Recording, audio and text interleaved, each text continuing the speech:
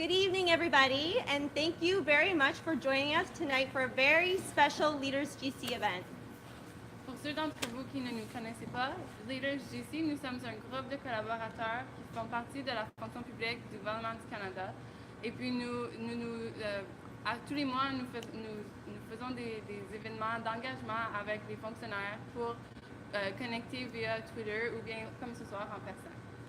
We are very excited to be trying out a new format tonight, Ask Me Anything, and we're very lucky and fortunate to have a guest that is willing to test this out with us. Ce soir, notre invité spécial est Alex Benay, le dirigeant principal de l'information du gouvernement du Canada.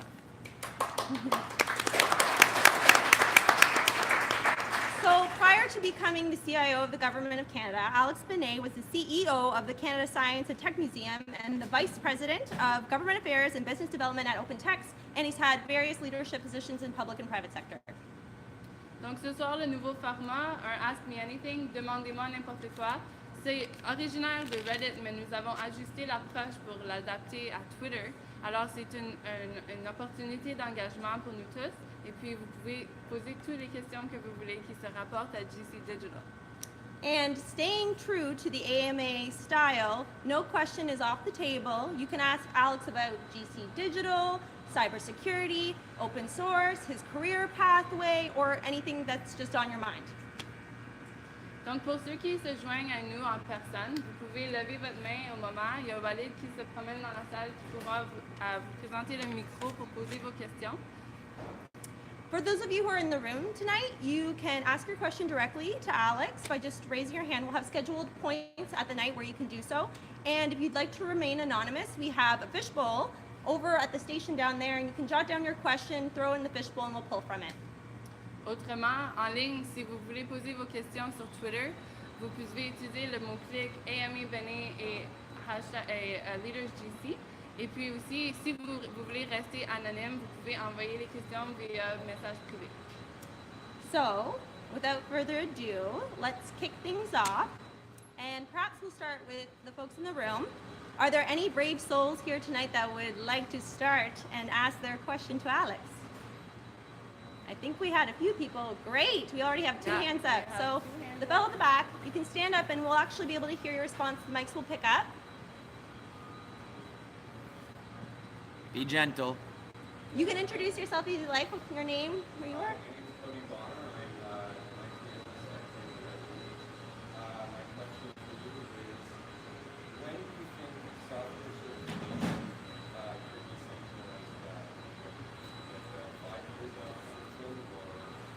Software certification, when will it be centralized? That's the question. Yeah.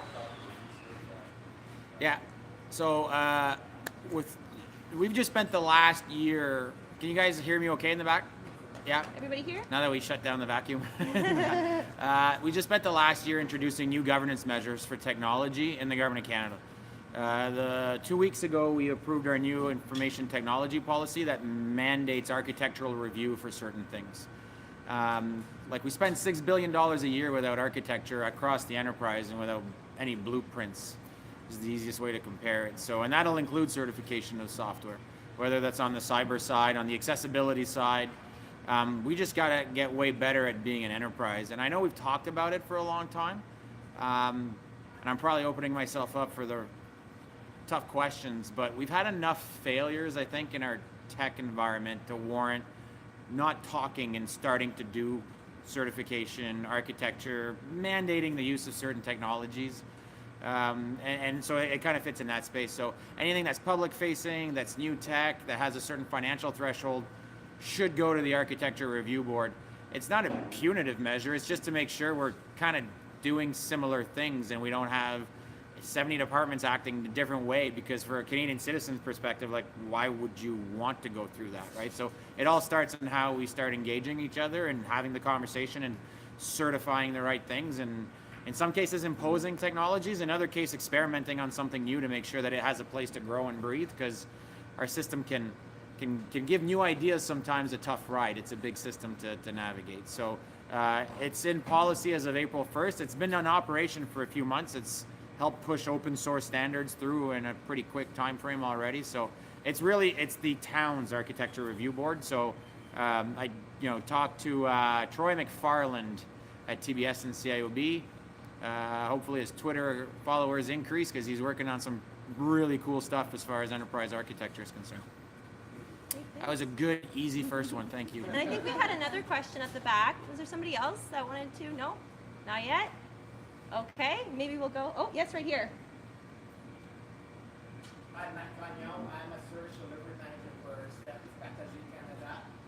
One of my questions, if you may, Alex, can you share about a project that didn't succeed? Personally? Sure. Oh. So that was not a successful project. Storytelling time. I'm going to take it two ways. I think, listen, personally, Canada.ca didn't do what we wanted it to do. We've managed to salvage it in the last few years. There's been a team of people that has worked really hard on it. We're supposed to do 91 departments. We did 14. Still good things happened, right? It was a cloud project. People didn't talk about that too much. It's one of the most secure web platforms that we have.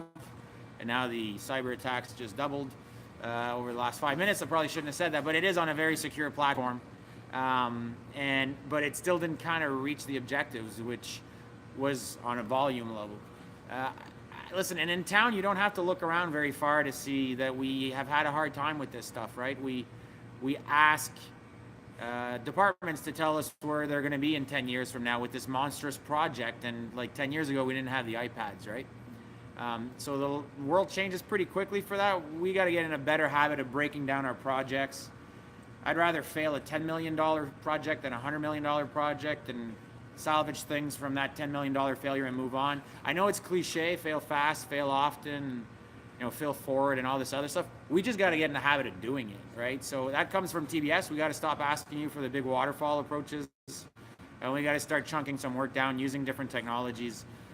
Knowing what we know now, we probably would have done Canada.ca differently. I think that as an example. So I'm going to pick on one of the ones that TBS was involved in, so it doesn't look like I'm preaching here.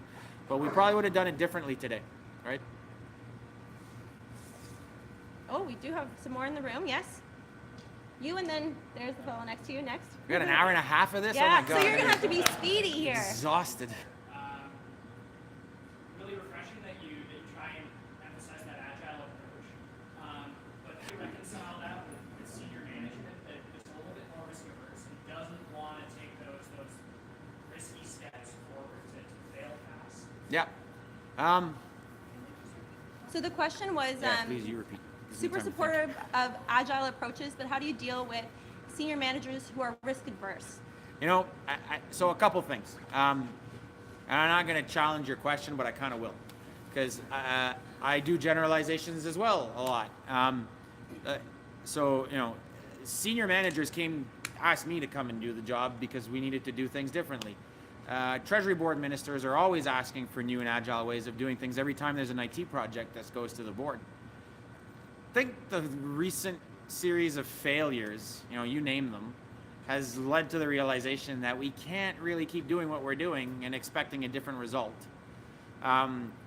So for sure there are probably pockets of area that'll be change resistant more to like a full-on digital thing. There's still a lot of concerns, like we're seeing stuff on data lately that frankly wasn't a thing 2 years ago, right? So I think the more that there's those kinds of incidents, Facebook, Cambridge, etc., or cyber breaches, will create an instant reaction to, oh my God, this digital thing. But we don't have much of a choice because that's where the entire world is heading.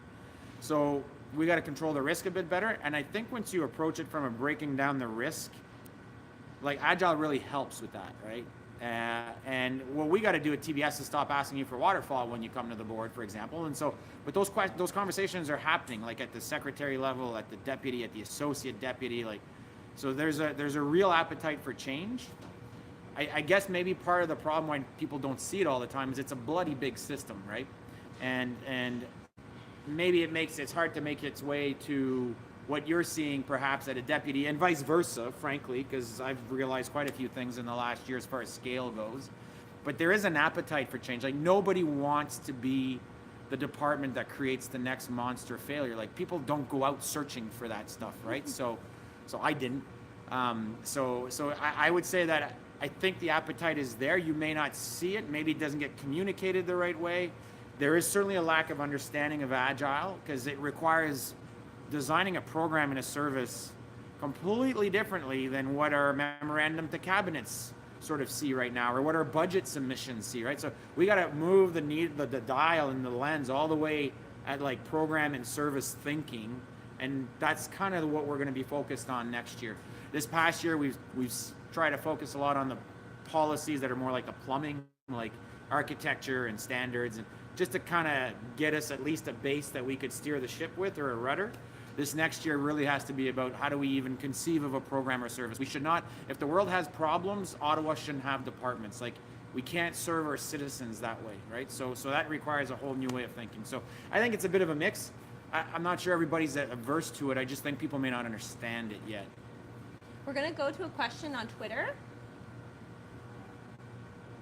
Yeah, so we have a question from Marc Gagnon. That's not, hey, he's right here. You can't do that. That's cheating. Well, we've got some other ones going on here. What about Bob Shand? Is Bob Shand in the room? No? Okay, let's ask his question. How can we accelerate the idea that remote work for GC is A, okay, and B, productive? Yeah, you know what? That's a great question. To be honest with you, I'm not sure I have an answer off the top of my head like that. I think if we don't do it, we won't attract the right talent. That's a start. So let's start with that. You know, it's hard to compete with the Google pictures that you see when, hey, here's my office when I work at Google and I get a beanbag and look at how great my cafeteria is. That stuff wears out quickly. Trust me, I've been in the private sector. So I think if we're able, and we need to shift the conversation from work-life balance, because if you care about your work-life balance, it takes on a different meaning, and you can care about your work more if you can be more flexible. So I don't know how. I think it's absolutely required, especially in our space, in the digital space, for any of us that works here.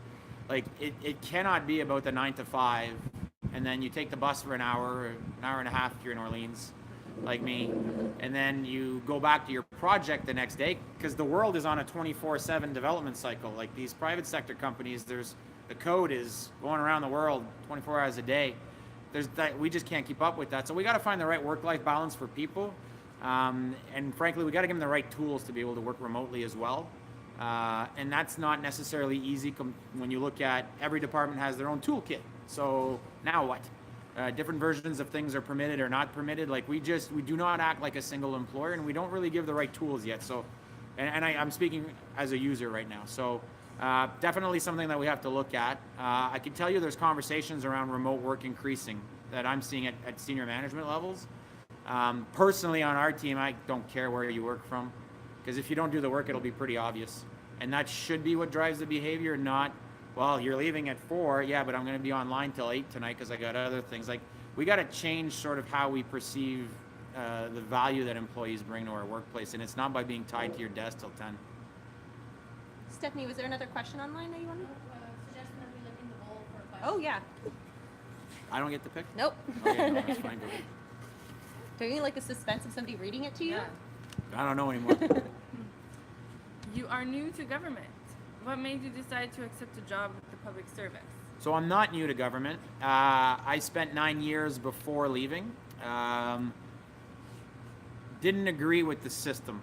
As a young, eager, full of piss and vinegar, so to speak, just didn't agree with the system. So thought it was better outside. So I spent 5 years in the private sector. I luckily met the chairman of OpenText, and we did some really cool global digital stuff. I knew I was going to come back at some point for a couple of reasons. The challenges and the work that you do in the public sector, you can't find that in the private sector. And I don't care what you wrap your profit-driven mantra around. I'm going to change the world to do better A, B, and C. You're still profit-driven, and there's absolutely nothing wrong with that. But I prefer serving Canadians. It was just a thing. And I know it sounds cheesy and corny. We were talking about that before. Like, you kind of stumble into public service and then you end up liking it. Listen, so I had a great time in the private sector with OpenText, but painting on a bigger canvas is important. Having an impact in people's lives is important. It sounds corny because our day-to-day, sometimes you don't always see it.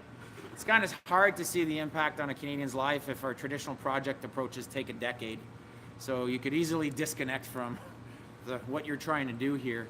But the opportunity to paint on a bigger canvas is really important to me personally.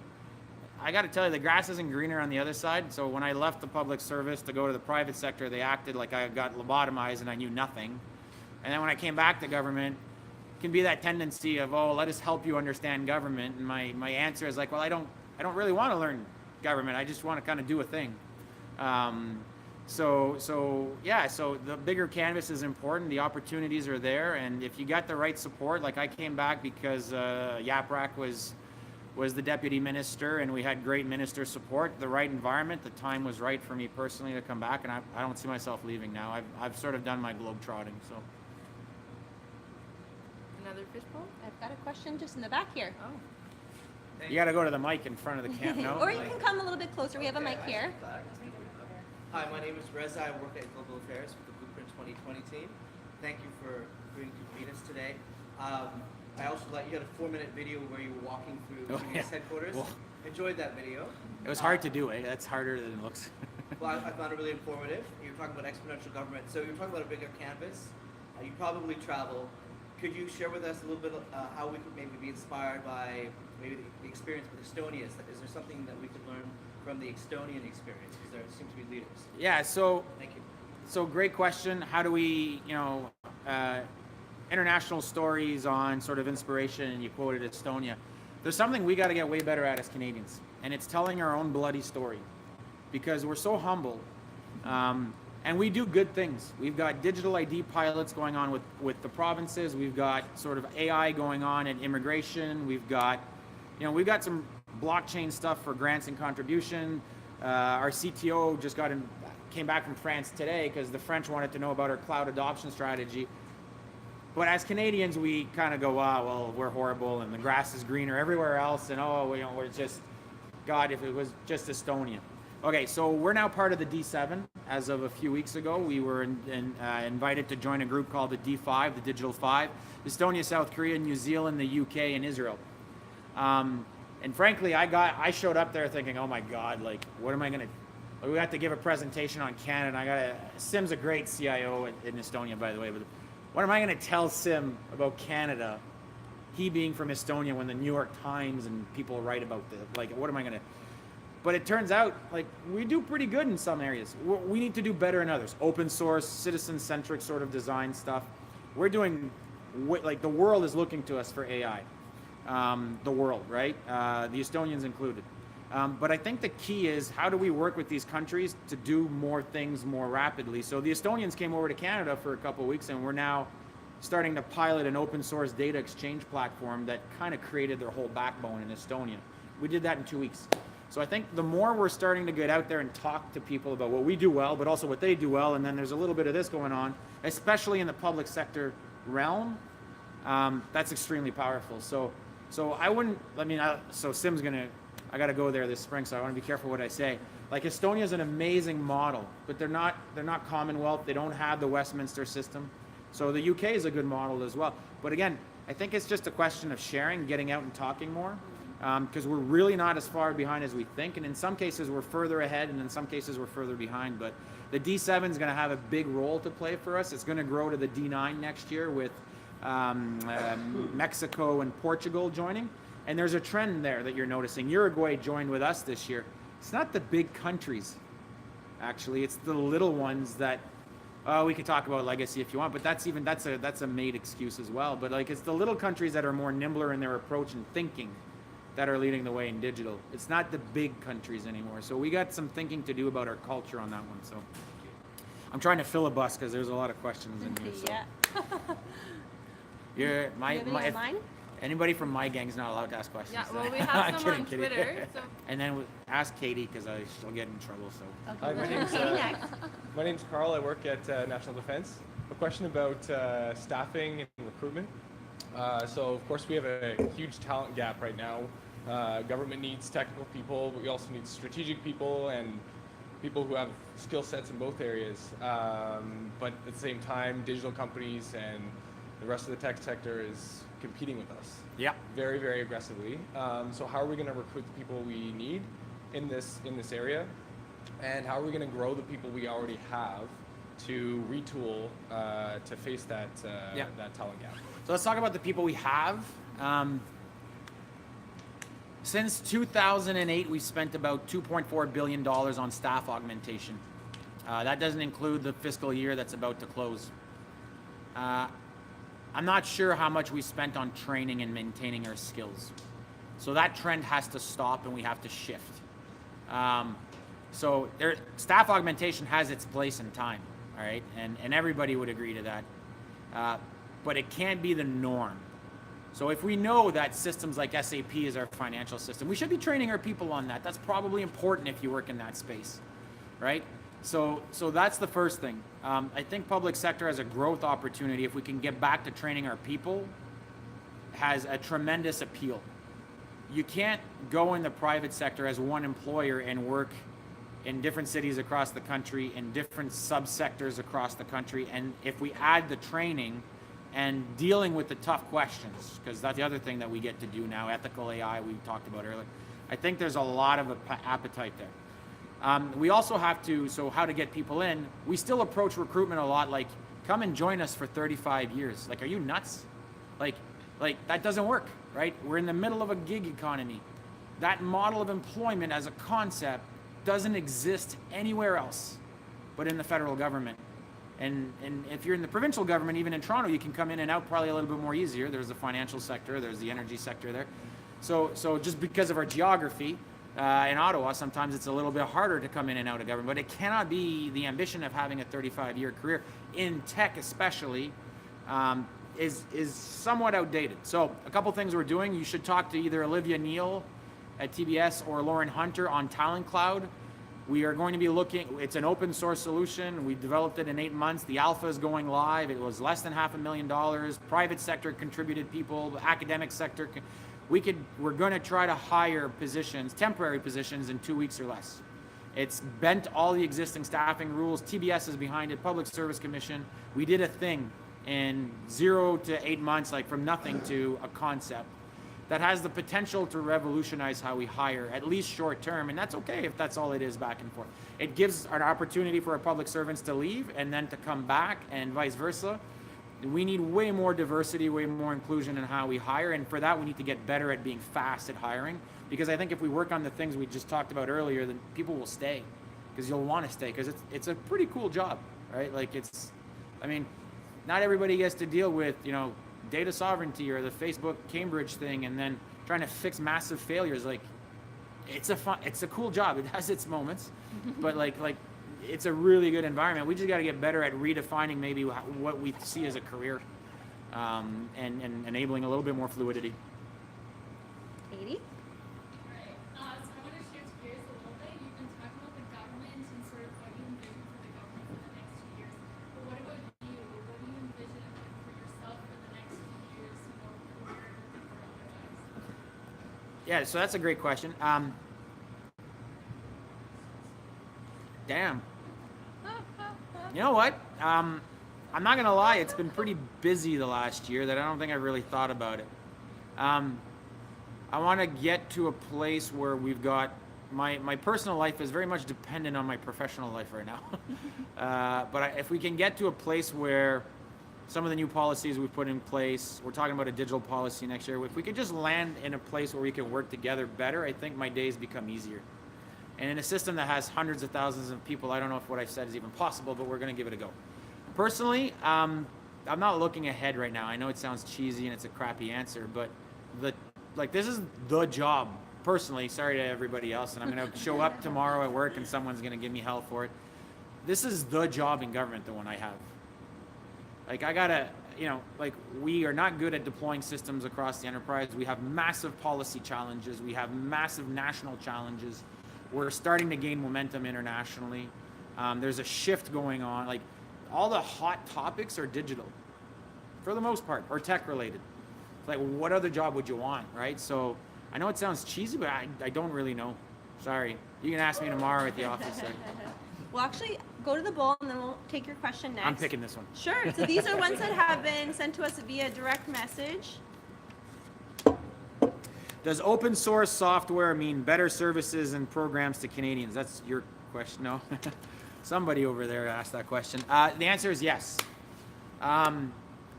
We have a mandate to consolidate on big systems, our core stuff.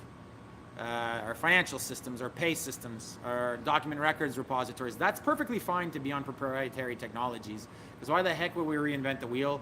There's 250,000 people on those platforms. Like, we just got to make them better for our employees. So that's okay to be there, but we need to create an ecosystem of open source stuff around it. Open source is good for co-development.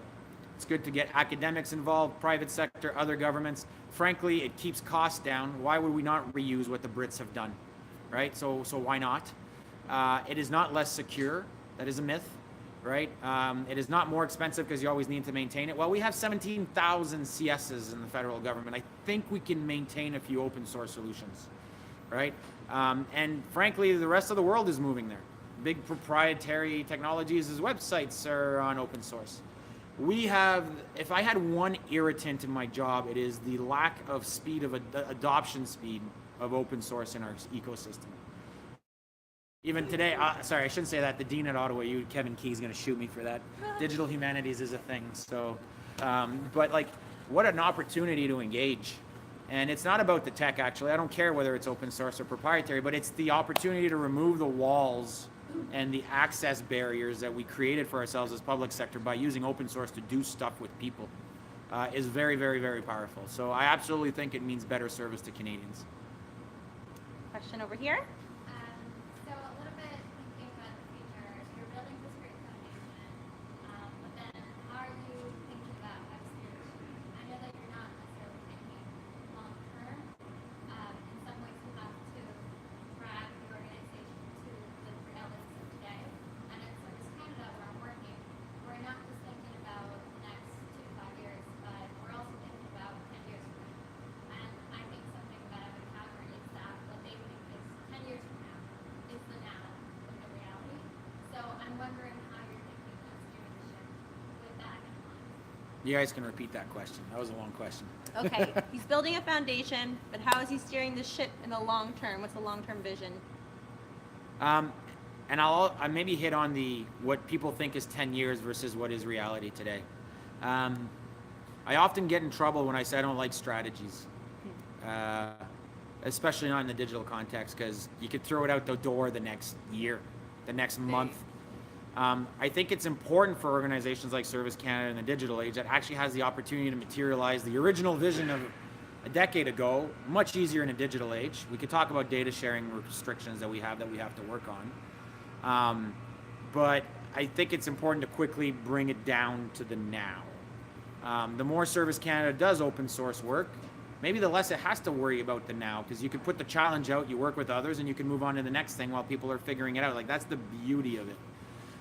So for us right now, it's just been about creating the right governance for this year, to be able to select the right technologies, because we don't do that very well, that'll actually enable the medium and longer term. So I'm not worried about steering the ship. We've already decreed open source as a standard that we have to use. We've already decreed cloud first in our policies as of April 1st. Accessibility by default for anything we buy or develop. Like, those are fundamental things should, in theory, like, it should last 5 to 10 years. I don't think anybody's going to argue about accessibility having to be a thing in a decade from now. Hopefully we look back and say, how stupid were we to not have offered it in the first place? So those are foundational pieces. I think the key to govern in 10 years is to be able to shift our policies every year, to change our legislation, because that is the ultimate thing that Estonia does better than anybody. They have a problem, they change the legislation. They have a problem, they change the policy. They adopt how they govern, they adopt the business model. That's the challenge in 5 to 10. If it takes us 3 years to change laws, in light of all the things that are going on in the data realm that you're hearing in the last 6 months, we will have a problem governing as a country in a global context. So for me, the 5 to 10 year worry is not the kind of tech or the tech policy or the standard. It's, can we adopt how we govern in an age that requires change like every year? So I don't have an answer to that, but I guess it's just going to require more dialogue and a different way of addressing things. I think we've put the right foundations to last a decent amount of time here. Now it's going to be a question of how do we adopt to everything that's going on that is sometimes, frankly, out of our control because our scope is wrong. Our 1 to 10 year scope is absolutely wrong, and we don't know what we don't know. Right? A week ago, we were not talking about this Facebook Cambridge thing. We kind of knew it was there, but we weren't talking about it as government. Now it's front and center. So I think we're going to have to figure out how, that's the governance question we have to figure out. And the big piece of that will be giving the data ownership back to Canadians. Right now, that's not happening. We protect it, but Canadians don't control their data right now. And we have to find a way to get to that space. So that's a really packed question what you asked, and I know I'm not answering half of it, so I am sorry. So we're gonna go to this question over here, and then maybe we'll take a trending question on Twitter next. Hi, my name is Benay. I'm a software developer at ESDC, and I kind of wanted to touch back on the recruiting that you talked about earlier, because I recently started back in January, so I'm a relatively new member of the public service. Thank you for joining us. I'm glad to be here. However, one of the things I noticed is that a lot of the public perception of what IT does in the federal public service is not what you're talking about now. It's a lot of the kind of old, antiquated stuff. And even when I was an undergraduate student, that was kind of the same thing. People didn't go to the federal public service to do new, cool stuff. It was kind of to get a job. And part of the problem is that we run into the case where coming in at a CS1 or a CS2, we're paying less than the private sector are. With Phoenix, you don't even know if you're going to get paid when you start. I haven't been paid consistently yet. Doesn't feel great when you've just started to not sure if you're going to get paid. You don't know if you don't speak French, you know your career is going to reach a dead end at some point. So how do we, knowing these things, how do we entice more top talent to want to work for the federal public service rather than go to private companies where they can get paid on time and they can flourish in their careers and not have to be worried by being stopped up by artificial roadblocks? Yeah, no, great question. So, don't have an answer. To be honest with you, we're working on that now. So I promised Leaders GC I would be honest on that. When I have an answer and I don't. They're the challenges I have to wrestle with every day, right? I'm 2 blocks away from Shopify that serves beer in their kitchen, and the pay problem is there, and there's pros and cons to that. We're still attracting a lot of mid-level career people, like halfway through their career, that are coming to government, right? So I mean, you kind of have to unpack that stat. What I do know and what I would like to see, and if there's something I can help with in the next 3 years is, we got to get a better job at going into the universities. We started that for the first time ever on the spot job offers this year. So not always easy. Security is a little bit different for us than OpenText, Shopify, CGI, whatever other companies that you would go work in, for obvious reasons. But I think if we're able to get to at least that point, make the onboarding easier, we absolutely have to fix the pay. Like, I can't sit here and tell you that this is okay. I can tell you that we've created one of the biggest technological problems I've ever seen personally with this pay system, and that people are working 15, 20-hour days to try to fix it, and I'm seeing what it looks like physically on them after a year, and people are trying. So I agree we have to fix that. I think if we get the on the source sort of on-site job offer, I think it's a little bit better. And then I think we got to do a better job of showing you a career path. You will not have a guaranteed career path in the private sector. If someone sells you that, they're full of crap, right? So that's not true. So what we could have is a guaranteed career path where you will get training as a CS1 to move to a CS2. You could become a team leader at a CS3 or specialize in something. We just haven't done a good job of cultivating that as a community. So for the last 6 months, we created something called the Community Management Office, and we're now looking at what is the standard CS1, CS2, 3, 4, 5 path, and what's the actual training, and can we agree that we're going to have PMP certification paid for people, or Prince, or whatever it is that we choose. But I think that that's where we could make a bit more of a dent sort of at the entry level, getting in the universities, more open source, more fun stuff, because it is there. And if it's not there, find it, because it's in the system.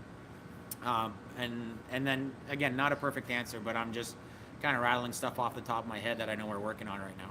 I mean, frankly, I'd welcome any suggestion or feedback. Like, this is your community, not just ours, right? So Elizabeth Rodenheiser, find her online. She's in charge of community office for us. She's on Twitter. She's on, I promised everybody more work after tonight, so feel free to reach out. Twitter. Yeah, so we got a question wrapped that's IT related. Do you want to come forward so that you can read into the mic here? Is this what's left? Yeah, I think Oh, so. yeah, on screen. So from at PS Record Club, if you could know the absolute and total truth to one question, what question would you ask? Holy crap. Absolute and total truth to one question. Why am I, no. Oh my God. Do you want to like steep with that question and Yeah, can we come back to yeah, that? we can That's like revisit super it. deep. Keep it in the back of your mind. Yeah. Was there anything else online that you see that's interesting there?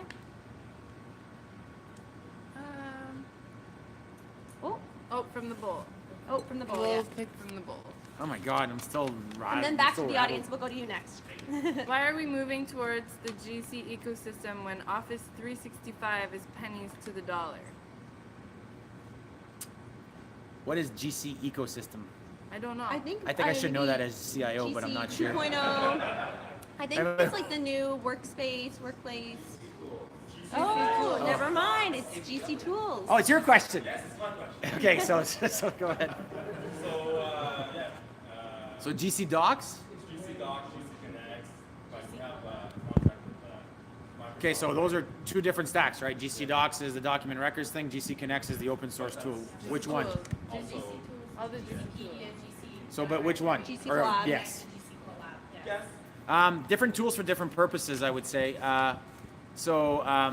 Why use GC Docs, GC Connects when Office 365? Because to be honest with you, you could replace Office 365 with any tech you wanted, and this isn't meant to be a badge of honor, what I'm going to say next, but we own everything. And that again, that's not meant as a positive. What we got to get back to is what are we using for what reason and make sure that it works together. We need a document records repository. We're the federal government, and even in the private sector, this is accurate. Like, you're regulated, so we got to capture this stuff. And you know, there's 243,000 users of this stuff already. I would argue we're not using it to its full potential. In fact, I know, having spent 5 years there, I know what we used it in the private sector versus what we use GC Docs here. That's on us. That's not the tool. GC Tools had a purpose, you know, when it was created to increase collaboration in government. Since then, social media happened.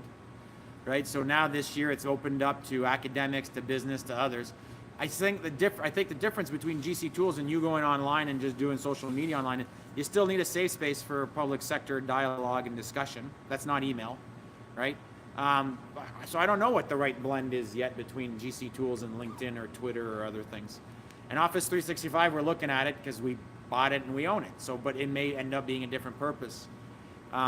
What I don't want to do is prescribe a tool set for everybody that's set in stone when the needs are changing all the time, because everything I've just said is like, well, this was designed for this and now this, and this was designed for this reason and now this reason. So 365 is being looked at literally right now. We had a conversation with a bunch of deputies about it today. So how does that work, and when do we deploy it, and how do we deploy it? It has to be cloud based, and so not take 5, 10, 20 years to deploy, because then we're having the same conversation about other things. So each of those tools that you mentioned has a purpose for a reason that should be able to have the latest and greatest version. That's where we need to go. So whether you agree with it or not, the good news is I get to answer questions, so there you go. Yeah, gentleman in the front. No, we have a. Oh, sorry, I had given the eye of yes. We'll start here, then we'll go to you. To the mic. Go up to the mic. Hi, my name's Laura Mason. I'm a GC Docs project lead, and my question Oh, is... so you like this other guy here that was making fun of GC Docs then? Our IMIT strategy in the Government of Canada is very technology driven for good reason, I think. But I wondered how you would like to see the information management field develop in order to remain relevant and effective in a technology driven field. Yeah, great question. Lots of our strategies are tech driven, and what's the role of IM? And how do we evolve that? So a couple of things. Our Government of Canada IT strategy 2 years ago became an IM IT strategy this year. Will become a digital strategy next year. It's kind of weird, the question, because like we were talking about it this morning. And what we mean by digital is, how does it better serve Canadians? How do we open up the content stores? How do we do more with others, partner more? Any service on any platform, with any partner on any device. All of that is data driven. So to answer your question specifically, as we move towards more digital discussions, content is paramount. I don't think as an IM community we've done a good enough job to move beyond the paper thinking. We have to classify documents when AI is a reality, or we have to apply retention disposition schedules, which we all do, but we haven't sort of matured the thinking. Everything you're seeing in the news lately is about data governance and about information governance. So we want to do reporting against services, but we've never done data architecture properly at program birth, so to speak, right, or design. So the role for IM has to evolve. It cannot be what it has been historically, and it doesn't mean that those things don't have their place, but the scope has gotten so much broader. We're talking about digital anthropology, we're talking about data science, we're talking about things that I don't hear enough about it fitting in the IM community. So as part of the digital strategy next year, data is going to be at the core of it, structured and unstructured, physical and digital. And frankly, we got to figure out how that fits in with an open by default mandate. There's no we sit on 99% of our content like it's ours to not release. And because we used to not be able to release this stuff because it was paper, so that made sense. But since then, like the internet happened and computers and this other kind of stuff, and yet we still apply this logic that 99% of this content should not be on the other side of the firewall. That's a drastic change for the IM community, though. We got to figure this stuff out, because that leads to better service to Canadians ultimately, leads to greater innovation, right? Like these are like paramount conversations we're having every day. So that's where I would like to see it go. Oh, we got a lineup. Tom George from CRA. Two questions that I hope are related in their responses. So first question, you committed to, at the GCCIO Summit last year, you committed 6-month turnaround times for projects as well as making streamline the RFP process. So I wonder what progress we've made on that in the last year. And secondly, I hope it's related. In your opinion, what do you do better than anyone else? Ooh. Let's go better. No, wait a minute. No, my answer is weaker on that one. Let me buy some time. So we got about 7 or 8 active agile procurements in the system right now. We have to move away, and my friend Ariane, the Assistant Deputy Minister of Procurement at PSPC, has been an absolute rock star in helping us move the yardstick forward. We are still very silly if we measure procurement success based on the size of your procurement. That's not a measure of success. That is a measure of insanity, because it hasn't worked for us, right? At a regular scale, right? So, I got a big $300 million procurement. Well, why? Why are we not breaking that down? Like, why are we not focused on shorter time frames? Why? So, agile procurement, I committed to 6 months because I knew I had one coming, so I never bet on something I can't win. So we did our first agile procurement last summer. We had 11 bids. Instead of asking for requirements, we just put the problem to look at it. I encourage us to stop thinking of procurement successes in size and scale, rather on impact. And you don't need to spend 3 years learning requirements on how to become an expert in something, because in tech it's over, right? So use the expertise that's out there in the world, bring them the problem and let them figure it out for you. You get to a very, very different place. And it's frankly more fun. Cool, thank you. Question wait, online? the one thing we're better at, Yeah. because you cheated and you asked 2 questions at the same time. I think we're better at talking and communicating, but that's also our downfall. Like, at some point, trying to get everybody on board, if there's 100% agreement, is the wrong decision. But we're very inclusive on how we like to do things. I think that's a positive, but at some point we have to accept that 80% is good and that we move, and that people won't agree all the time. So sort of our best quality is also be an issue sometimes. Cool, thank you very much. We'll go to a question on Twitter and then back to the mic. Yes, I actually have a question from one of our collaborators out westward, Canadian Kieran. Would you be willing to share what your greatest failure is and what you've learned from that experience? Ooh. Alex's greatest failure and what he learned. That's the question. Holy smokes. I failed at a lot of stuff. from early on in my career. So I had my kids super young, super personal story, too young, and it was all about career. I didn't spend enough time with my first kid, so if I had to do it over again, I totally would. And then sometimes I find myself doing the same thing again. So like for me, it's Chloe's going to be 18 in the summer. Oh my God. And I probably didn't spend enough time with her first 4 or 5 years of her life. So that's an example. But you know what? Like nobody's perfect. We all fail. Work project failures are gonna happen. So I'm not even gonna list those. And then probably early on in my career, it was about the deliverable more than it was about the people. So listen, anybody who's ever worked with me knows that deliverables are important, timelines need to be respected, and we drive the agenda. But you got to take care of people in the process. And early on in my career, I'm not sure I realized that as much. Because at the end of the day, like, with all due respect to any of the projects we're all working on, sounds super corny again, but it's the memories of the people you will have worked with, it's the friendships, it's who you will have seen developed and grow. Like, that's the stuff that's actually the funnest. And at first, that wasn't part of my thinking. Back to the mic. You mentioned that you're trying to follow some of the methods that private sector is using, like agile practices and so on, to increase the efficiency. I was wondering, like, many private sector, many successful company, they try to have a flat organization, try to delayer some of the hierarchy. Is it ever possible in government that you can have more horizontal organization structure, or not? Something. Yeah, great question. We struggle with it every day. We're trying to flatten the organization as much as we can in CIOB. Government has hierarchy for a reason. Like I'm not knocking the private sector, but government is harder because we need the hierarchy. Like, we mess something up, people could die. Like, it's not good, right? Like, the stakes are extremely high. So you need the hierarchy for that. A hierarchy in an org chart is different than how you deliver projects. It's different than how you work together. It's different than work culture. My door is always open. I've met most of the floor for 15 minutes, at least minimum, to introduce myself. I failed because like a quarter of the floor has turned over in the last year, because TBS is a place where there's a lot of turnover, central agency, people come and go. So I've given up on trying to meet everybody. It's impossible. But my door is always open. It's pretty easy to see that I like debating things online. And I think that's warranted. I think the flattening of the organization has more to do with culture than the org chart. You have to kill the hippo syndrome, highest paid person in opinion in the room.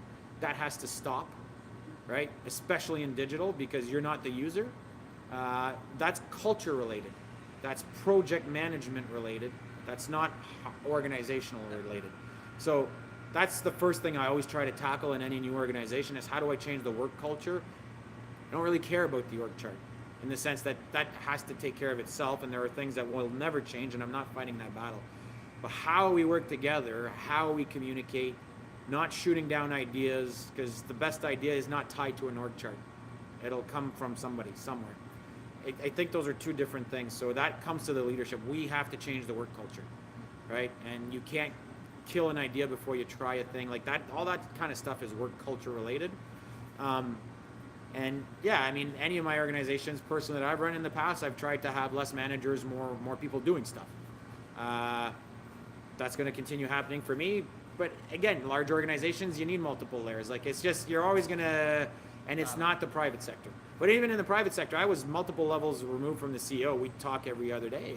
Like, it's just, that was work culture. It's not the same. So. That's true. Okay. Maybe we'll pick one from the bowl and then go to the mic again. Maybe try to do this one quick. As in, hurry up and go? Ooh, I like this one. This is a good one.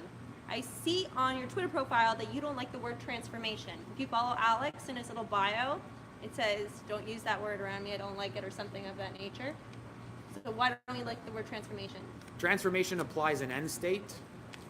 The world we live in today, there is no end state. Government needs to be revisiting its business models all the time. The private sector does it, because if not, you kind of die. So transformation implies an end state. End state in today's world is wrong. You wanted a quick answer? There you go. Perfect. Shorter. Hi, Melanie Frias from the Office of the Secretary to the Governor General. I have a question. I heard you speak at the Fall IM Days, and just hearing you speaking today too, you have a lot of very interesting initiatives with staffing, procurement, IT, IM, everything. But my question is, I know you talked about it a bit before, but do you actually have the staff to implement all these initiatives and do all this stuff? And you talked about how you're bringing in some temporary experts, that you have a goal to hire a lot of temporary people, employees, in the next few months. How the problem is that sustainable? Like, will they be able to help on the initiatives that you need them to help with? Will they be there for long enough? And how are we going to capture their knowledge so that once they're gone, we can continue using that expertise? Great question. If you do digital, you don't need 50,000 people. You just need to get out there and do the work out in the open, and then people come. Talent Cloud, Deloitte gave us 3 resources for free because they liked the project, and we got free resources from Deloitte. So at CIOB, I encourage every single staff member, maybe less the cyber gang, but even the cyber gang's on Twitter now. Ibash is the executive director for Twitter. I encourage you to ask all your security questions and policy to him on Twitter. And he's answering. And he's one of those helpful cybersecurity people, like how do we deliver the project?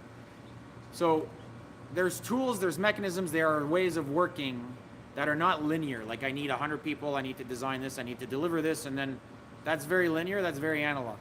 Get out there into the world, talk to people, do things. You'll find that your exponential sort of opportunity to do things is much different when you don't ask for permission to send an email or to tweet. Okay, so we have to get used as government of empowering hundreds of thousands of civil servants to get online and working out in the open, because you can get more done. And frankly, I would argue that as a 21st century public servant, it's your duty to get out there and engage. You should not be hiding in a tower. You should not be like, okay, granted, there are jobs where, you know, if you're at CSEC, I'm sure Greta, the deputy minister over there, is asking all your staff to not get out there and tweet, but even CSEC is doing open source stuff and challenges and developing sort of solutions together. So if they could do it, frankly, I would argue the rest of government can do it. So for me, it's not as much about having 100 people doing 2 things. It's, can we get 1 or 2 experts galvanizing a community? We have 17,000 CSs. Are they all working on the right thing? Probably not. It's impossible, right? So start working on the right thing. Get out there and engage and talk to people. Go online. We have the tools we didn't have 6-7 years ago, and just do the thing with a whole bunch of people together, right? It's a very different way of delivering a digital service than digitizing an analog service. It's just a completely different way of working. Hi, Rob Davidson, private sector, and also the maybe the token private sector speaker. I hope not. And also civil society with the Open Data Institute, in particular around digital projects. Big fan, but I'm not seeing a lot of discipline around open by design. And what I mean by that is we're still thinking in terms of open by default and only thinking of the data. But in particular, when you start looking at big projects around AI, where both the algorithms and the data might need to be open and the technologies chosen, and maybe more open source being employed, so a framework of open. How can we move more towards that model? Yeah, great question. I would agree with you. I think there's pockets of excellence. There are certain things bubbling right now that I can't speak to on this forum because we're not quite there, but we're so close to being there, to getting agreements to doing things differently. I think the last year has been about tech governance and doing the right tech thing. Next year has to be, how do we design digital first as a principle into programs, policies, services? How do we think digital first? That happens at like budget thinking, and then memorandum to cabinet thinking, and then treasury board submission thinking. It's too late if it happens over here. It has to happen over here. So that is a completely different way of thinking about designing and delivering a service, to your point. So I think we just chip away at it. My job is to find the pockets of areas that work. CFIA is a great example. They got data sharing agreements with province. It's been an open source solution. I forget the name of the project because I'm getting tired right now. But they stopped the traditional way halfway through. They went to open source, open data, open collaboration, opened up everything and regained the 6 months that they lost transitioning and like that, because it's proven that it's faster, it's cheaper, it's more efficient, it's more inclusive, more people get involved. I really think that the future of modern democratic governance has to be co-developed. We got the tools now that we didn't have 5 years ago. What's lagging is our cultural change and understanding that in some cases this kind of thing will be good, and in other places it probably not a good place to do trade negotiations or cybersecurity or national defense planning out in the open. I think everybody would agree.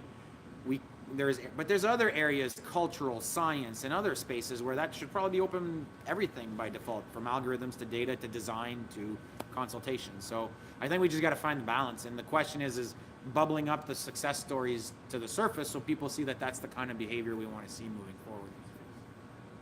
So there was a fun one online that I'm going to read, but do you want to try to find a French question in there, or read one in French? Maybe you can read one in French though that you find in there. So there was a question about, it was a music-related question from somebody called PS Record Club, and they were wondering what 3 albums you would bring with you to a deserted island. Oh, God. Forrest Gump, the soundtrack. Don't judge. It's got a good compilation. Third Eye Blind, the red album. Weezer, the blue album. Derek, you want to ask a question? And then we'll go to that question.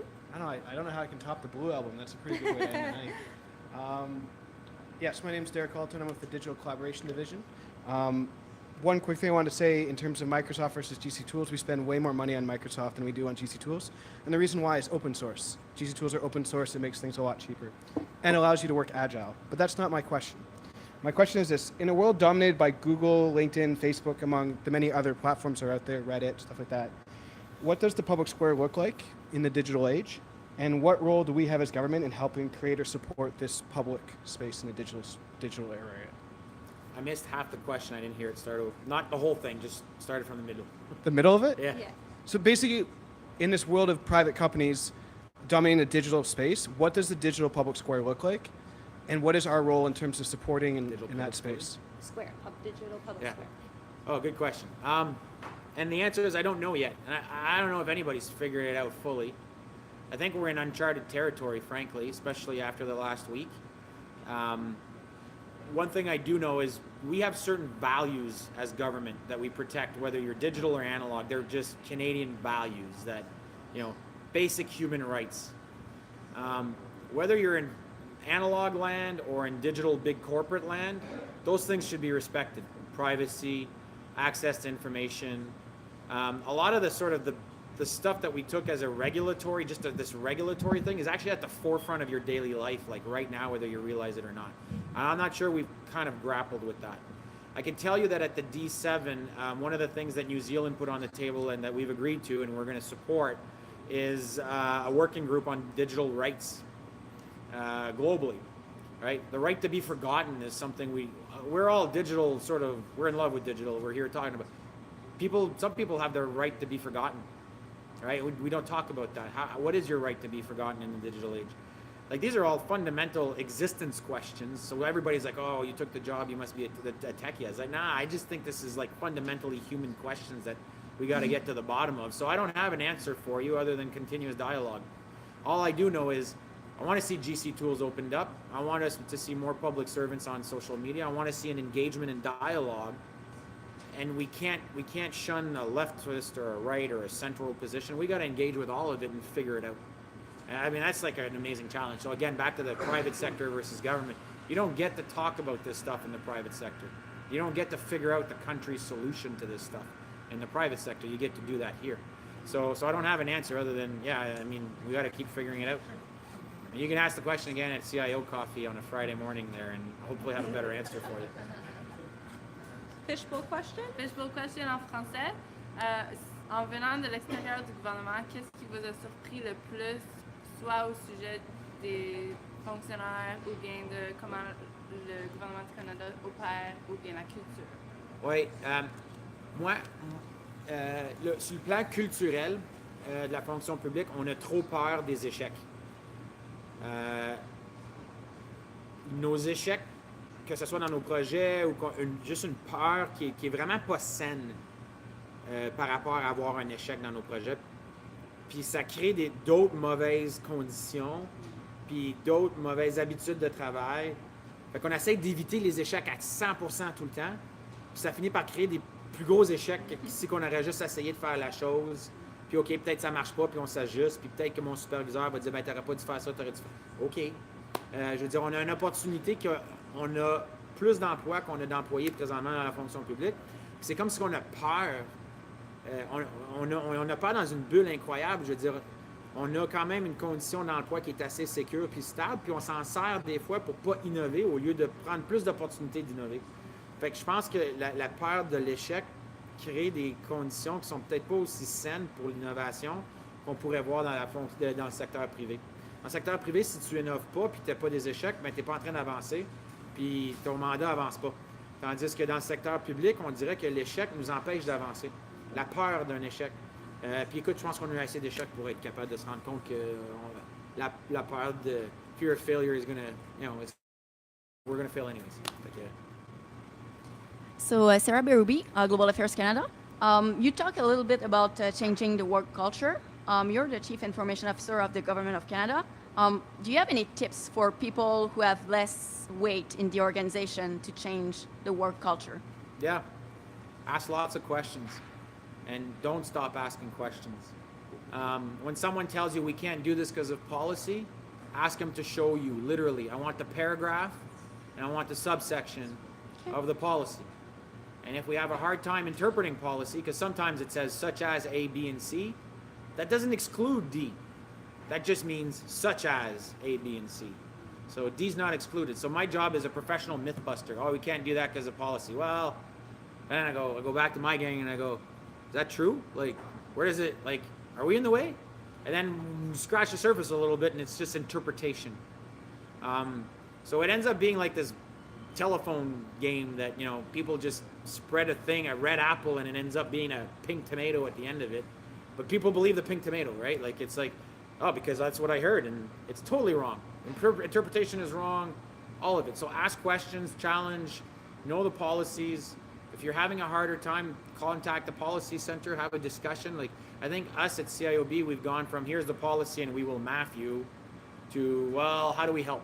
Like, that's a shift, right? So use people like us that are trying to be more helpful, but keep asking questions. And if to be really blunt, if it's a place that you don't like the culture, again, you could change.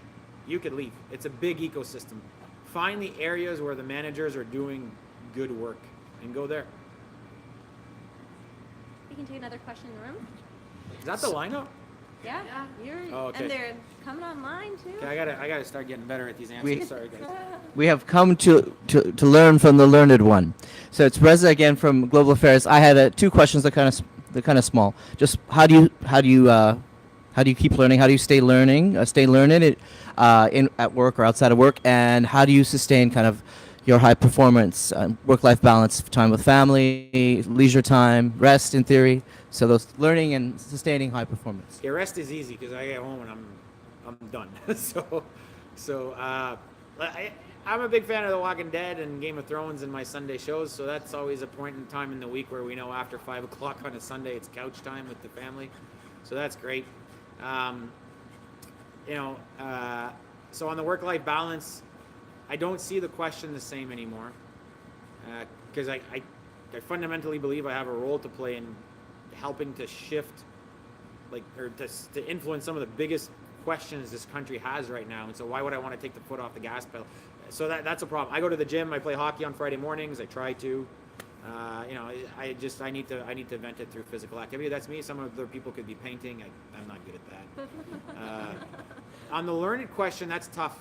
I used to read a lot of books. I'm finding I don't have time. So in this past year, I found I've had to rely on the expertise and the knowledge of the team more.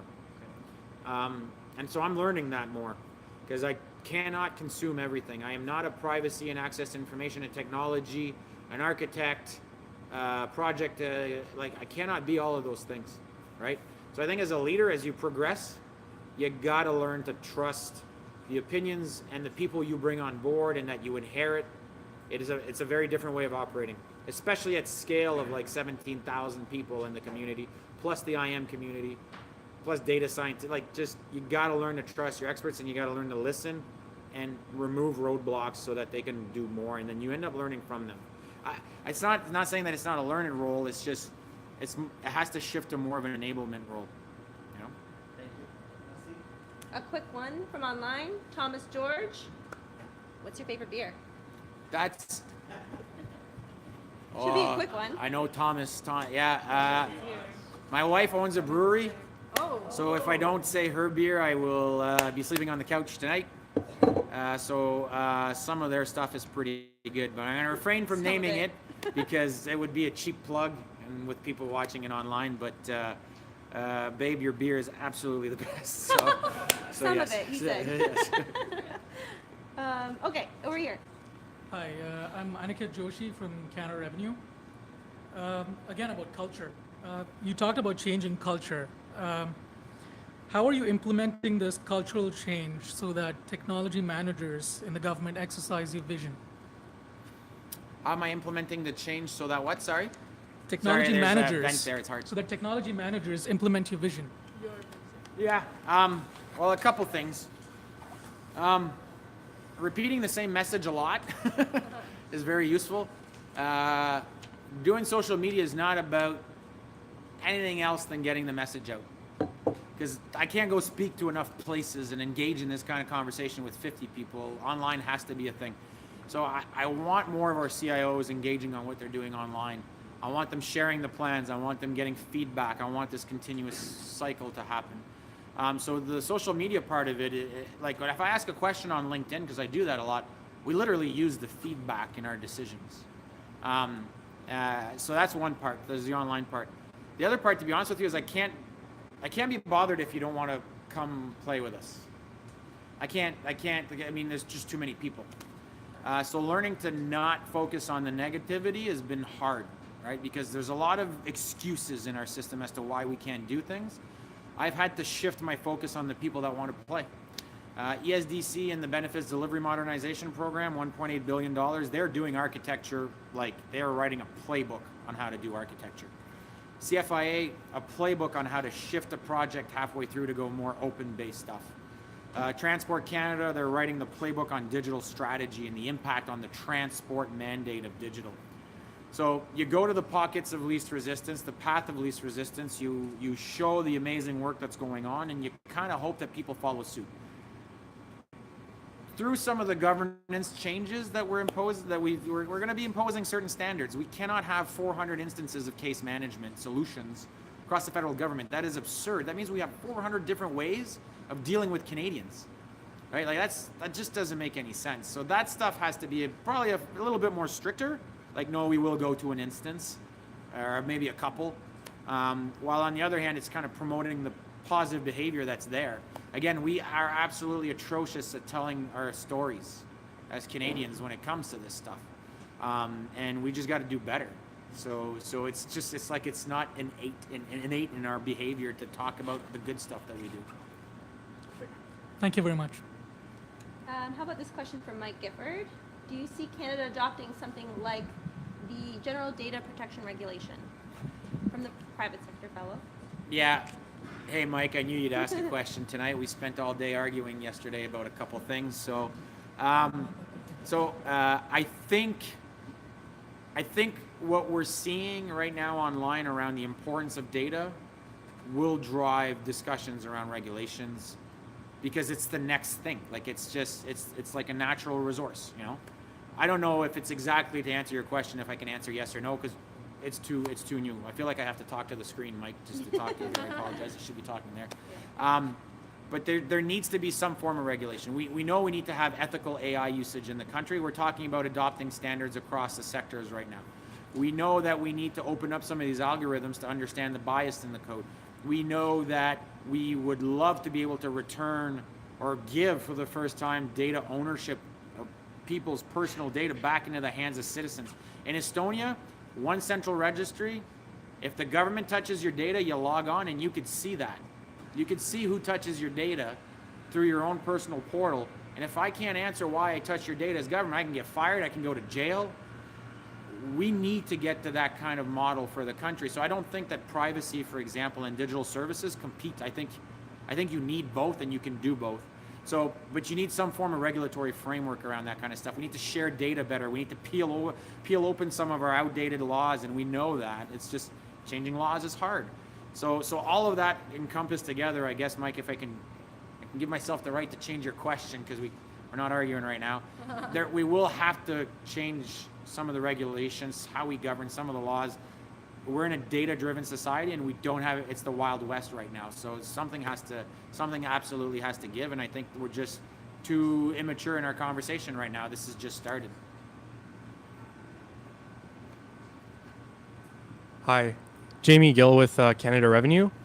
Question for you. We've heard your thoughts on the term transformation. I was wondering if, as a newer public servant, I could get your thoughts on innovation. So hear that word tossed around a lot. And it does seem like often there's, when we've seen it here again tonight, there's a lot of comparison with the private sector. We're kind of looking at it as like the gold standard or like what we should be aiming for. Is there a space for the public service to explore what hasn't worked in the private sector as options for us, based on their business models? And is there also a space for the public service to go in a completely different direction, or should it be following suit? Yeah, so the biggest mistake you can make is comparing public and private sector. They're different, but they're so similar. Okay, don't kid yourself. There's large tech failures in the private sector as much as there is in the public, and I debate this stuff with my private sector colleagues a lot online. Is like, please do not be a hypocrite, because there's a lot of failure. So let's not compare the two and what we should be taking from one or another. We should be our own thing. The one thing that the government has that no other sector has is a convening power for stakeholders like no one else. And in a digital age, we're not using that enough. So it gets back to some of the Mr. Davidson's questions about opening sort of the thing by default, like the whole thing. If we're really going to innovate, it can't just be within government. It can't just be with other governments. Digital is about cutting across all of it, right? So we need to find a way to open up more and do more in the open data, policies, programs. Then we'll get to innovation, because I'm not an AI expert, and we've just financed AI expertise in Montreal, Edmonton, and Toronto. Why not use it, right? Public or private or academic. I think us as the next generation of public servants in the next 20 years have to do innovation. I call it a tomato if you don't like the word, because I'm kind of like with you. It's a bit of a buzzword. We got to do that stuff in public, right? Because if you look at Uber, Airbnb, they've completely changed the model. We got to get to government as a platform and doing more with others, and not think that we need to own the innovation. All right, convene people, fix the problem. We don't need to be the solution to the problem. Think TurboTax or Intuit or Weather Network, right? So how do you convene? How do you fix the problem for a citizen, not just us? That's a different way of looking at problem solving that I don't think we do regularly enough right now. There was a question from, I think, Thomas Lee, and it was, when will bring your own device become a reality? Oh, that's tough. I don't know. There's pros and cons to bring your own device, and even in the private sector, some of the companies that had started BYOD, they're kind of clawing it back. So it has pros and cons, both technologically speaking, common platforms, all that stuff. I'm not sure we're there yet. Cost efficiency, not sure about that either. Who owns the data on your phone, the corporation or the individual? That's being discussed out in the private sector now. So I don't have an answer for you. It's too gray. Probably the worst answer of the night. I apologize. Are there any more questions in the room right now? Yeah? Well, actually, we got one question from your 37 or so watchers on YouTube. Emily Wilkins asks, how can junior employees help management be more comfortable with productive failure? Oh. Well, I guess the first way of solving any problem is to talk about it. And if we're not ready to talk about failure, I've been in meetings where people have literally said, we cannot fail, we're government. And then in the back of my mind, I wish I would have spoke up, but I was like, I think we've done that. I think we failed. And I think it's all over the media. And because when our failures happen, like, they impact way more than in other sectors. So it's normal that it's reported. So for me, I guess whether you're a new public servant or a more experienced public servant, we just have to get better at talking about failure. One of my good friends is Robert Thirsk, who's an astronaut, one of Canada's most decorated astronauts. You go through astronaut training, they fail you 50 million times a day in the simulators so that you get better, so that you don't die in space. And they talk about it and they assess it and there's data behind it and how do we not repeat this, and let's put you in a situation where you're going to fail again. Like, we got to get better at being comfortable with that word. So I don't think it's a new or an experienced public sector thing. I think it's just got to get comfortable talking about it and assessing it and learning and evolving. This is a good one. From Emily Clement. Can you give us the top 3 goals, achievements for government in the digital space for next fiscal? Yeah, more open by default on our content, more open source, more open innovation, more open collaboration, more open everything. Remove the firewalls where they're not necessary, and they are necessary in some places and unnecessary in others. We should be talking about open science way more, so we get way more productivity out of our science dollars, way better collaboration with citizens around the world. That's the first one. The second one is we've made a lot of policy changes. So more cloud adoption, more accessibility by default. We now need to follow through. Writing a policy is nice, doing is better. And the third part will be we have to figure out how to manage ourselves as a community better. So from core competencies to core training curriculum to advancement, and that includes like significant course correction on gender equality in our tech space and government. Our stats are going in the absolute wrong direction. We got to get way better at enticing younger women to get into tech at high school, and that's a weird thing to say as federal government, all the way to university, recruit more, retain more, and put more women in position of influence in our tech community than what we've done right now. So I think that was 4. Yeah, I think that was 1 extra. So maybe we'll read a few more of these. I'll read this one. The last one of the night. Last one of the night? Is this the last one of the night? Of the fishbowl. Of the fishbowl? Our last Okay. fishbowl. 6 more minutes. All right. Are you or any of Countdown. your team members certified in mental health first aid? If not, would you consider putting it on your learning plan? I don't know. So I do not know. That's the question to the first question, and absolutely. Listen, especially at TBS, like we deal with everything. It's a central agency for a reason. Everything comes to us.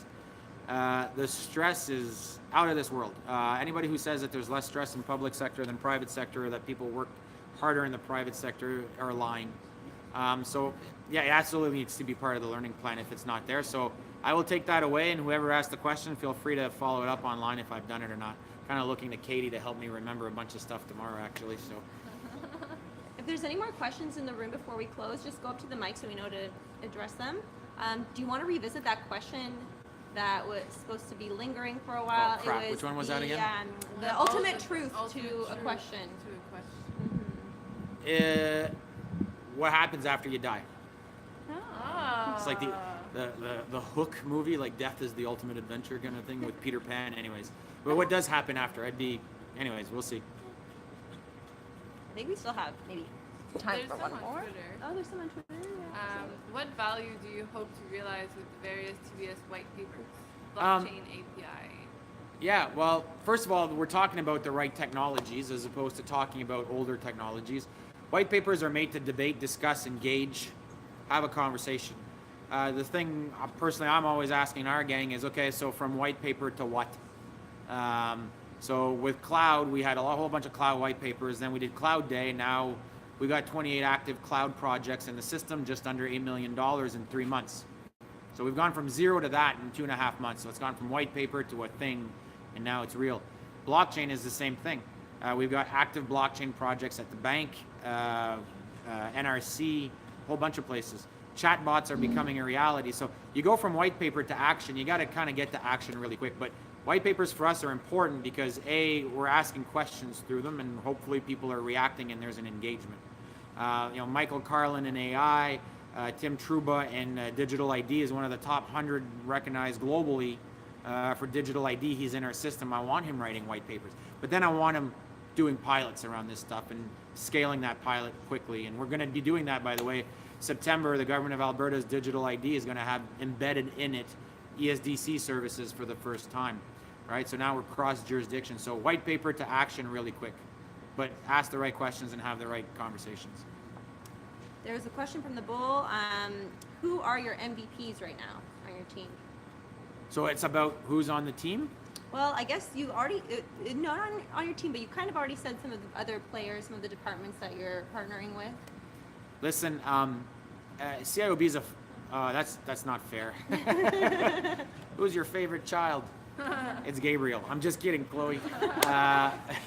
But listen, we got three big groups. We got, for me, digital is about people, it's about legislation and policy, and it's about tech. More importantly, it's about how the three work together. So we've got Access to Information Act review going on, Privacy Act review coming up, discussions around a Digital Services Act. We will introduce a digital policy for the Government of Canada next year on how we design programs and services in our thinking. We've just introduced the biggest sweep of IMIT policies in a decade, just from a management perspective. We are now doing enterprise architecture. We have done enterprise planning of IT demand for the first time at a cohesive fashion this year after trying the last couple of years. So that touches like literally every pocket. So I'm giving you sort of a politician's answer, if you will, on not picking your own child, your favorite Open child. government. Open. Oh yes, sorry. So the OG stuff, absolutely. We're hosting, an international summit in 2019. The D7 work, it's a fun place to work, and it's actually nobody's better than anybody else. So probably a special shout out to the people that have to manage my life as an MVP. So sort of the staff that manage my schedule, because it gets complicated. So I know they work pretty hard. So, but yeah, I wouldn't be able to choose anybody. Very diplomatic answer. Well, I'm getting this, so this means we're wrapping up. Thank you everybody for joining us, and Leaders GC really strives to put on events that bring public servants closer to influencers in the Government of Canada. So we hope you've really enjoyed this intimate environment that we've tried to set up for you today. Give us some feedback, and thank you so much for Alex for joining us and testing out a totally new format with us. We really appreciate it. No problem. Thanks.